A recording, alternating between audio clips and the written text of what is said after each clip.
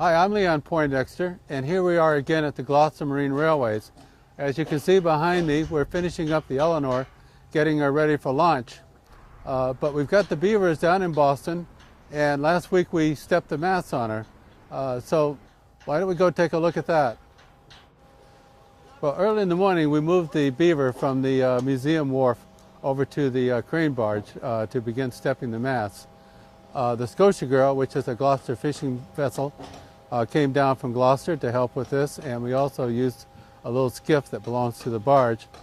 Well, of course, the Beaver doesn't have an engine of her own, so we need these assist vessels to move the Beaver over. So this is going to be quite a tricky operation, especially in the tight quarters here in Fort Point Channel.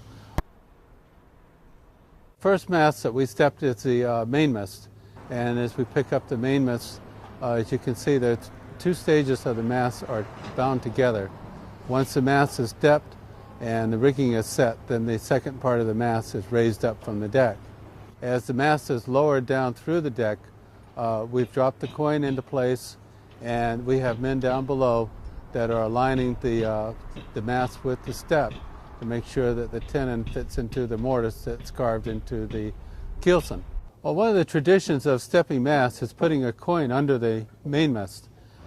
In this case, we chose a 1773 halfpenny from Britain. It's an old tradition that started back in the days of Rome. They would put a coin under the main mast as a payment to Sharon, who was the person who would take you across the river Styx. Of course, that was in case the boat sank. You wanted to be able to get back to the underworld.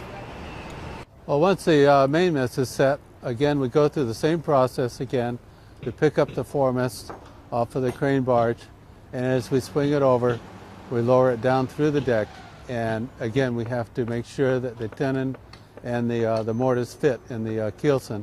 And once we have a fit, we set her down, and the crew can start spreading the rig and tying it down.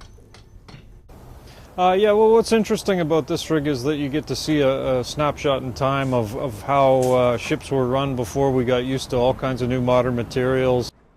This is a brig, and it was that means it's got two masts and it's got square sails on both masts.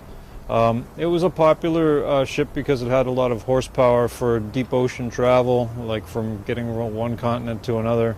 We're really trying to make everything look just the way it would in the late 1700s. So it's fun to have gathered a crew that know this work and can reproduce what would have been typical for the time period.